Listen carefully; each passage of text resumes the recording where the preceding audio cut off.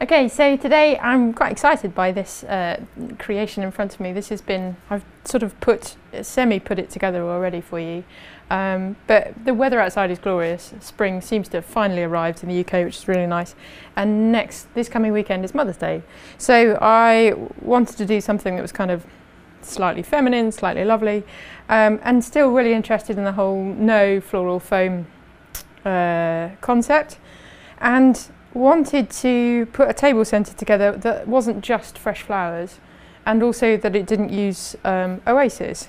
So you can kind of see, you can see bits of it. Essentially lots of plants, beautiful snake's heads, bridal crown narcissi, I've got some succulents, and down here I've got 2 plastic Tupperware boxes. We call them Tupperware in the UK. They're just sort of about that high, and you can kind of see they're about that long. So I filled them with water, and that was my starting point for the whole no floral foam. I then I've got some of this twisted willow. I placed that on top. I've also got some of this kind of birchy, twiggy stuff. You'll be able to see in the close-ups just down here. Just as another texture, added it to add into this thing. This stuff is brilliant. You buy it in big sort of wraps, and it's really malleable, it's really pliable. You can kind of bind it, you can shape it into different shapes. So I used that as a covering to get to cover the Tupperware boxes. And I've also got some Spanish moss, which I use a lot in workshops. It's brilliant. I've just bought a box of it, and I can reuse and reuse and reuse. So yeah, that's the kind of basics of what I've got. And essentially I think this design, I'll be intrigued to see actually, this design you should be able to size it up. So say for instance you want to do a long, I don't know, altarpiece in a church. All you would need to do is size up the Tupperware boxes, so get bigger and bigger and bigger, because my theory is that this twisted willow will act as a support for the flowers, because I stupidly bought these. I mean, I bought these Tupperware boxes from the pound shop, and then realised that the height of them is not the height I need, so I needed some way of extending it, hence the twisted willow. So yeah, you can kind of see the basics of where I'm going. I've made it quite informal, the placement of flowers. Nothing's kind of ordered and structured. It's quite free, which, you know, is my style. That's what I like. The colours are all quite gentle and muted. I've got some gorgeous flowers to play with, and I think probably my plan with the design is not to make these, which are going to be full of flowers and foliage, not too structured, so they don't sort of stand out and smack you in the face, if you know what, figuratively, if you know what I mean. So I've got a selection of daffodils with beautiful peachy centres, some eucalyptus, got these gorgeous ranunculus, the Clune ranunculus. They are absolutely stunning, and the size of them is incredible. It's almost double the normal size of a ranunculus. I've got some peach hypericum. Just the colour is really girly, but it's another texture, which is really nice and will help break up things. I've got some ginster, just the peachy colour. This stuff is brilliant. You can kind of break it down and break it down and break it down. The smell can be a bit overpowering, but I kind of like it. It sort of smacks of Mother's Day. And then I've got the amaranthus, the hot biscuit, which is just beautiful. And I'm going to dry some of this year, I think. But I'm also going to grow some, which will be great fun. But again, just another texture, and another texture to add some height, or another piece of material to add height to the design. So enough of me talking. Essentially, you can see I've put some foliage in here. So this is tree fern, and I just cut it short into a bunch, and I have literally just chopped that all off. I'm literally just placing it in. And because of the way the twisted willow is, it's helping it stand. So I've got some more eucalyptus. I think this is the gunny variety. So placing it in, look at that, stands upright, as if by magic. And I think it's just really interesting to be able to give yourself a chance to play and chance to work on designs. And I think this is the whole idea of the YouTube channel for us, is that it gives you snippets into what it will be like when you subscribe to the Flower School. and the sort of stuff that you'll get on a larger scale. This is just the beginnings of something. I mean, I'm halfway through making it, so when you subscribe to the school, you'll see obviously longer length videos. So again, that's one piece of ginster, and I've just chopped it, placed it in. Look at that. It's beautiful.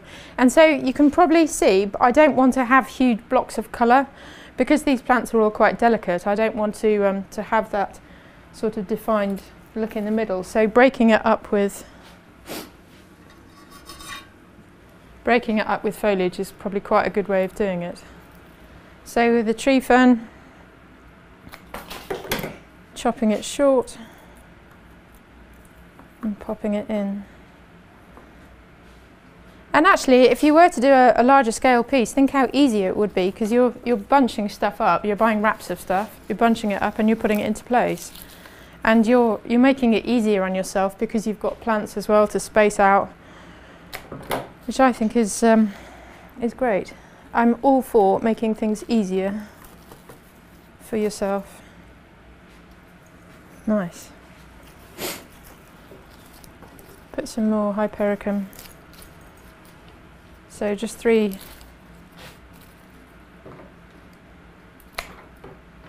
pieces of Hypericum. And stuff will move, but I think that's okay. It's important to make sure it's in water, it's hitting water, and if you make sure you've pushed it down far enough. Put some more of this ginster in. It's funny, I come from a family of 6 boys, and I'm the last one. I was tomboy when I grew up, tomboy when I was a kid, and I think probably my favourite colour as a florist is pink.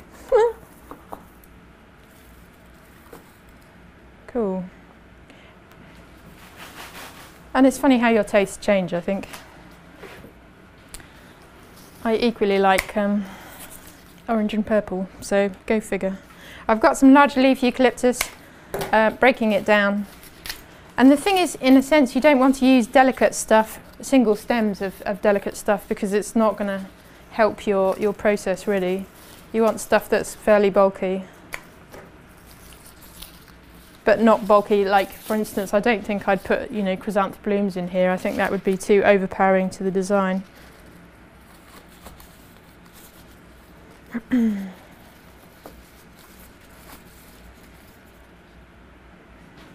Cool. Right. I'm going to try some of this. I think I'm going to try some of this slightly taller up as well.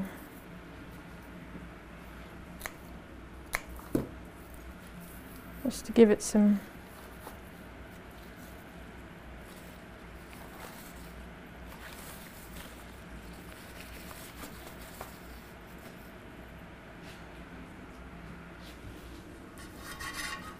It feels quite messy in a way, but I think these sorts of designs probably are such that you perfect as you go. So you might be thinking of something, doing it and wanting to create it, and you do it the first time and it doesn't quite work. So you kind of perfect your method and you try again. There we go. Nice.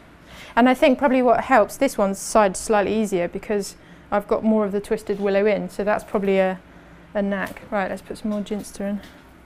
So it's about sort of having those ideas, trying them. They might fail first time. Try them again. I'm sure every great florist would agree. Right, put some of these lovely.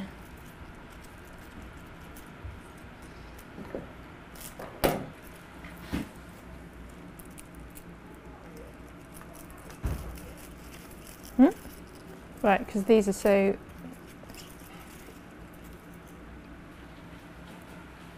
thin.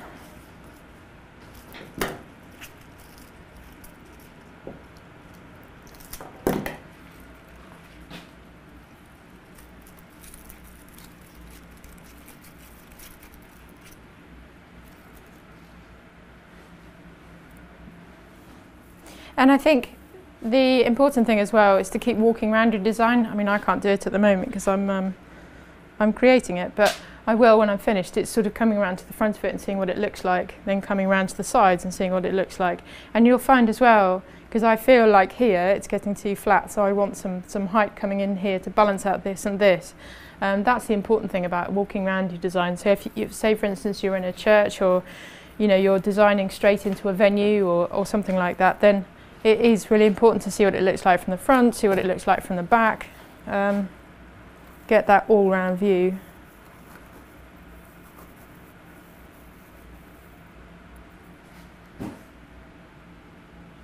Cool.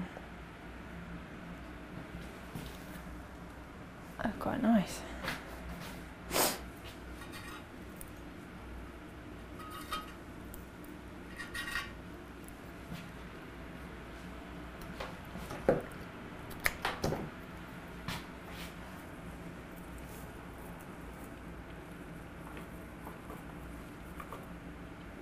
Right, I'll chop some length off of that.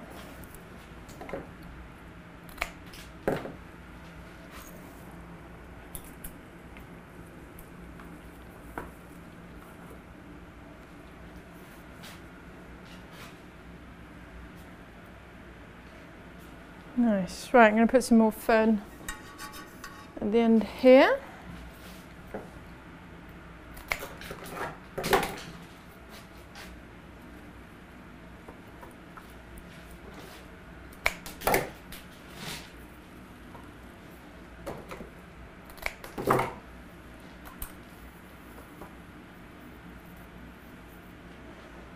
Nice.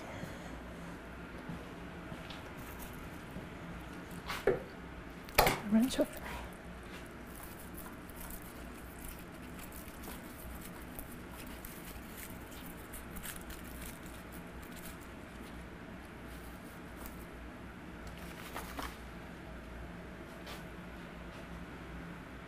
Great. Right.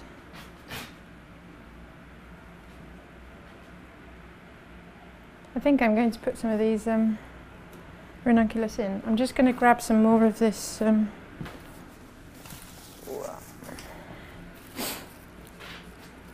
finer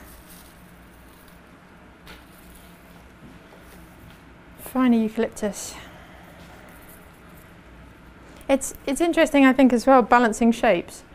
So for me, putting this large leaf eucalyptus in, yes, it's bulky, but it also is quite dominant in the size of its leaf.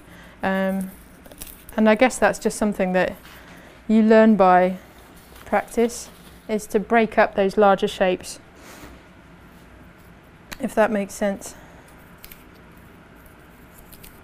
And again, this is where, playing with new ideas is really important, because you learn, actually that doesn't work for me, or that doesn't look right for me, so I'll try something different. I mean, I would definitely I haven't put enough, I'm telling you my mistakes, but I haven't put enough twisted willow at the back in this one here, so things aren't standing up so upright so well. But again, that's something I would do better next time. I'd improve. Right, let's put some of these bad boys in.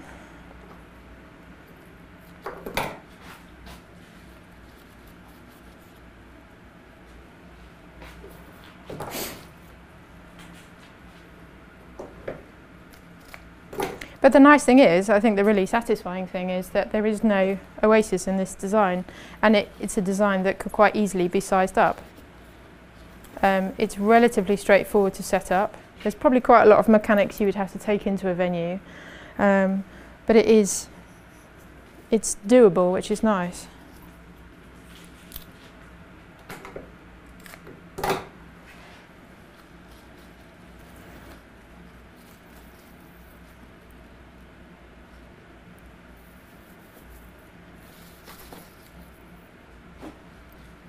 It's really nice to look at it from the top as well, because you get all of the different textures. So probably your list of things to take with you would be fairly huge.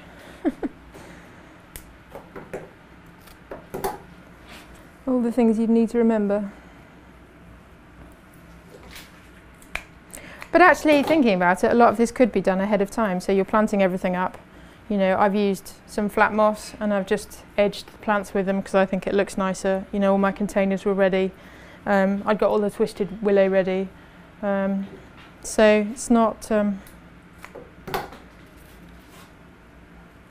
too bad.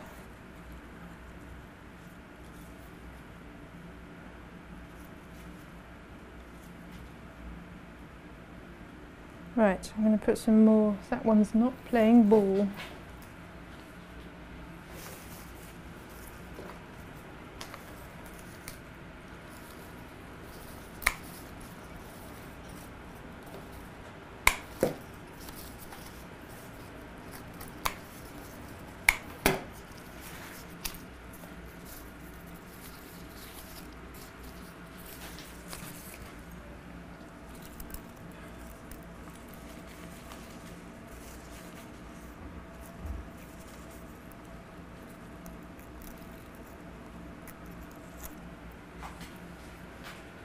Right, I would say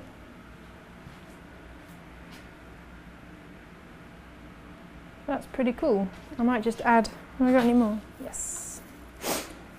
Just going to add one more piece of this.